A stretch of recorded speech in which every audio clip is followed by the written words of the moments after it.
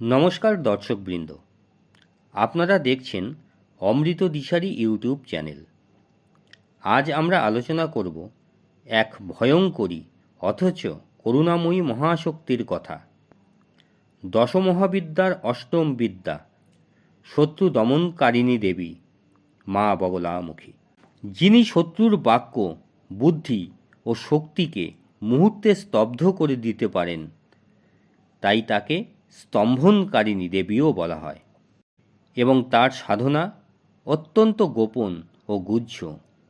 চলুন ধাপে ধাপে জেনে নেওয়া যাক মা বগলামুখীর রূপ, তত্ত্ব ও বৈশিষ্ট্য। মা বগলামুখীর উৎপত্তি রহস্য। পুরাণ মতে এক সময় ভয়ঙ্কর ঝড়ে সমগ্র বিশ্ব ধ্বংসের পথে। সেই সময় ভগবান বিষ্ণু আদ্যাশক্তির তপস্যা করেন। সেই তপস্যা থেকে আবির্ভূতা হন পীতবর্ণের অর্থাৎ হলুদ বর্ণের এক দিব্য দেবী। তিনি মা বগলামুখী। তিনি সেই ঝড়ের গতি স্তম্ভন করেন, তাই তাকে স্তম্ভনকারিণী দেবীও বলা হয়। দশমহাবিদ্যায় মা বগলামুখীর স্থান অত্যন্ত গুরুত্বপূর্ণ। এবার জানব মা বগলামুখীর রূপ। মা বগলামুখীর রূপ অত্যন্ত রহস্যময় ও তেজস্বিনী। তিনি পীত বস্ত্র পরিহিতা, তার দেহবর্ণ সোনালী বা পীতবর্ণের। তিনি সিংহাসনে বা শত্রুর উপর আসীন।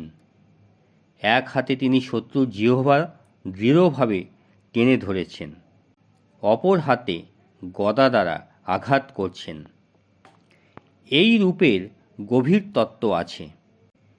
এখানে শত্রুর জিহ্বা ধরা মানে শুধু বাহ্যিক শত্রু নয়, আমাদের অন্তরের দুষ্ট বাক্য, কুবুদ্ধি, নিন্দা ও ভয়কেও তিনি স্তব্ধ করেন।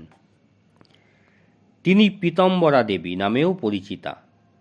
হলুদ রং তার শক্তির প্রতীক, বিজয়, জ্ঞান ও নিয়ন্ত্রণের প্রতীক। এখন আমরা জানব স্তম্ভন শক্তি কী। স্তম্ভন মানে থামিয়ে দেওয়া।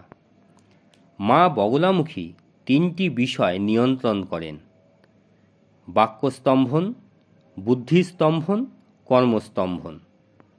যখন অন্যায় শক্তি অন্যকে ক্ষতি করতে উদ্যত হয়, তখন মা সেই শক্তিকে স্থির করে দেন, অর্থাৎ থামিয়ে দেন।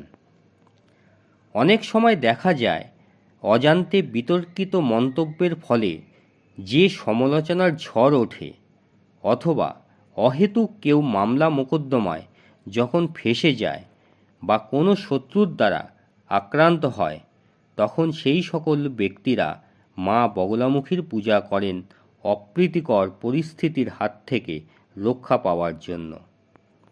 তাদের বিশ্বাস, মা বগলামুখী যেহেতু স্তম্ভনের দেবী, তাই মা তাদের অবশ্যই রক্ষা করবেন। মা বগলামুখীর বৈশিষ্ট্য। তিনি তান্ত্রিক সাধনায় অত্যন্ত শক্তিশালী দেবী। মঙ্গলবার তার পূজার বিশেষ দিন। হলুদ দ্রব্য যেমন হলুদ ফুল, হলুদ বস্ত্র, হলুদ মিষ্টি দেবীর প্রিয়। ভারতের কয়েকটি বিখ্যাত পীঠে তার আরাধনা হয়। তার মধ্যে অন্যতম যেমন কামাখ্যা মন্দিরের সন্নিকটে মা বগলামুখীর মন্দির খুবই জাগ্রত বলে মনে করা হয়। বহু ভক্ত সমাগম হয় সেই স্থানে এবং তারা মনস্কামনা জানিয়ে মা বগলামুখীর পূজা করেন। অনেক সাধক বিশ্বাস করেন সত্য উদ্দেশ্যে সাধনা করলে মা বগলামুখী অত্যন্ত দ্রুত ফলদান করেন। কিন্তু সতর্কতার প্রয়োজন। এই শক্তির কখনো অপব্যবহার করা উচিত নয়। আধ্যাত্মিক তত্ত্ব। মা বগলামুখী কেবল শত্রু দমন করেন না, তিনি আমাদের অন্তরের শত্রুকেও জয় করতে শেখান। লোভ, ক্রোধ, অহংকার এসবই প্রায় প্রত্যেক মানুষের অন্তরে অবস্থানকারী আসল শত্রু। যখন আমরা তার শরণ নিই, তিনি আমাদের মনের অশান্তি থামিয়ে দেন অস্থির মনকে স্থির করেন, অর্থাৎ তিনি মনস্তম্ভন শক্তি।